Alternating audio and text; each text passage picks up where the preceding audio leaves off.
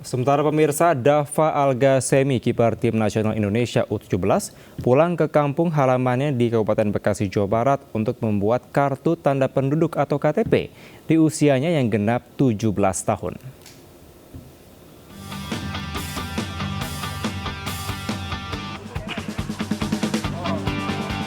Usai menghadapi timnas Korea Utara, Dava Algasemi, kiper timnas Indonesia, kembali ke kampung halamannya di perumahan Lembah Hijau, Cikarang Selatan, Kabupaten Bekasi, Jawa Barat.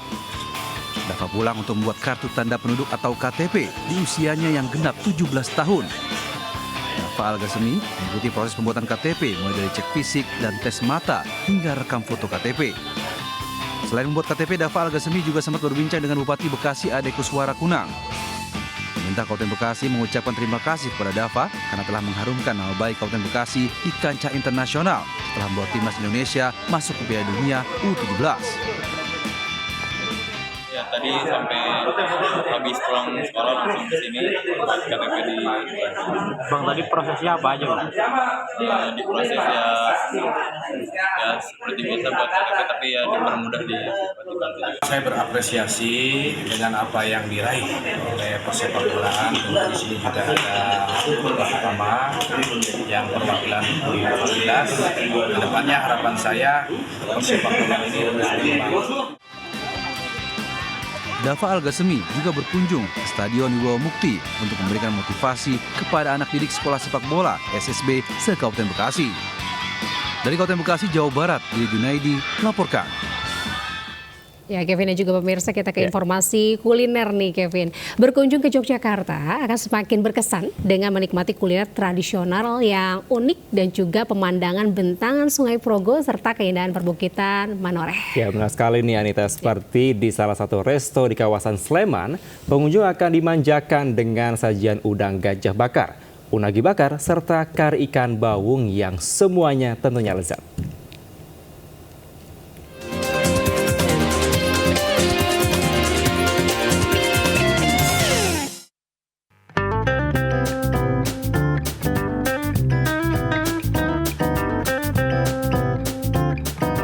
Beragam sajian olahan ikan dan udang begitu menggugah selera para pengunjung di salah satu resto di tepi jembatan Kreo Sendang Agung, Minggir Sleman, Yogyakarta ini.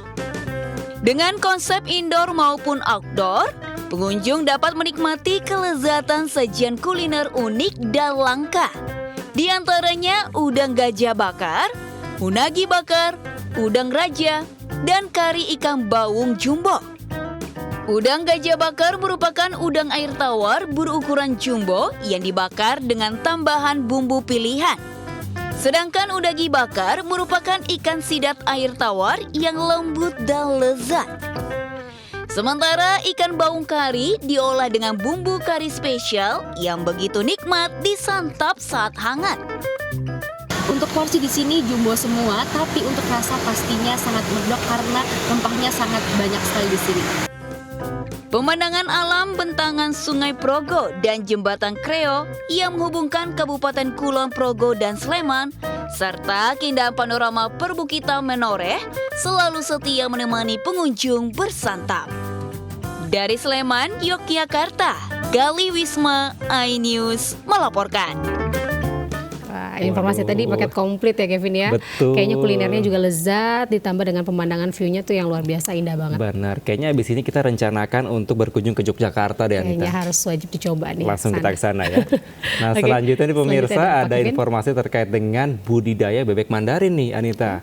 Bebek Mandarin memiliki keindahan bulu hingga tampil cantik dan juga lucu, sehingga sangat cocok dijadikan sebagai bebek hias. Ya, seorang pemuda asal Palembang, Sumatera Selatan ini berhasil membudidayakan bebek Mandarin dan dia menjadikan hobinya ini sebagai ladang bisnis yang tentunya menggiurkan juga menghasilkan banyak cuan.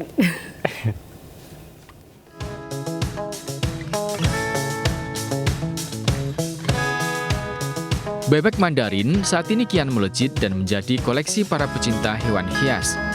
Selain bentuknya yang mungil dan lucu, kecantikan corak bulunya begitu mempesona. Unggas air dari daratan Cina ini sebenarnya mulai langka karena sulitnya sistem reproduksi. M. Ardiansyah, warga Pakjo Ujung, Kota Palembang, yang membudidayakan bebek Mandarin ini mengaku, Bebek ini bertelur hanya sekali dalam setahun saat musim dingin tiba di bulan Juni hingga Desember. Jumlah telurnya pun terbatas tidak lebih dari 12 butir, dengan masa pengereman mencapai 30 hari. Itu pun tidak semua telur bisa menetas. Budidaya bebek Mandarin sebenarnya tidak rumit. Bebek cukup ditempatkan di kandang yang menyatu dengan kolam dan disiapkan pakan dari biji-bijian dan sumber protein lainnya. Perawatan khususnya nggak ada yang terlalu ya, seperti pelihara ayam pada umumnya aja seperti itu. Pakan jagung, beras merah, sama pur. Kita kasih pelet. Sama ada jangkrik, kalau ada ulat Jerman juga seperti itu. Bebek Mandarin memiliki nilai jual yang fantastis.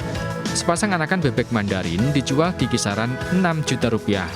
Sedangkan untuk indukan, harganya bisa mencapai 15 juta rupiah per pasang. Dari Palembang, Sumatera Selatan, Erwin Setiawan, iNews melaporkan. Pemirsa, memasuki hari terakhir Lebaran Betawi 2025 yang diselenggarakan di kawasan Monumen Nasional Jakarta Pusat, suasana semakin meriah, beragam kesenian ditampilkan, termasuk jajanan kerak telur dan dodol Betawi.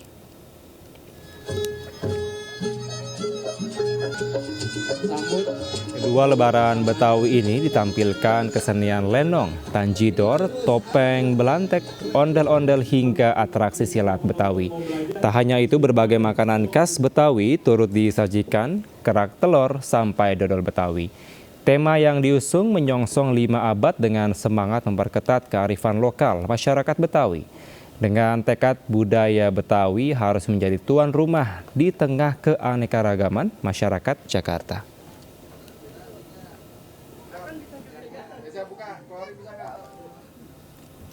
Pemirsa, Kamar Dagang dan Industri Indonesia berkomitmen hadirkan solusi atas perang tarif yang tengah terjadi.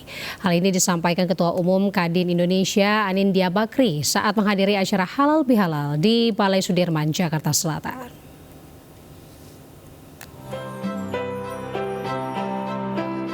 Ketua Umum Kadin Indonesia Anindya Bakri bersama Waketum Kadin Indonesia Korwil Kalimantan yang juga Sekjen DPP Partai Perindo Andi Yuslim Patawari menghadiri Halal Bihalal Kadin Indonesia bersama sejumlah pengurus dan anggota.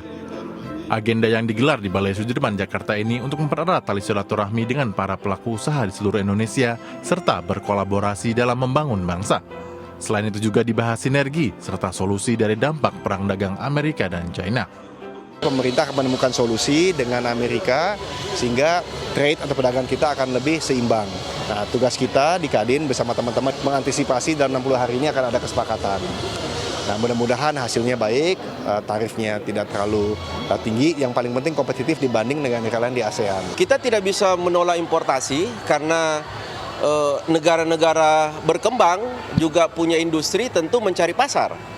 Maka tantangannya kita pun di Indonesia harus juga mencari pasar ke luar negeri. Jangan hanya melihat Amerika, tapi kita juga harus melihat pangsa peluang pasar yang lain di negara-negara lain.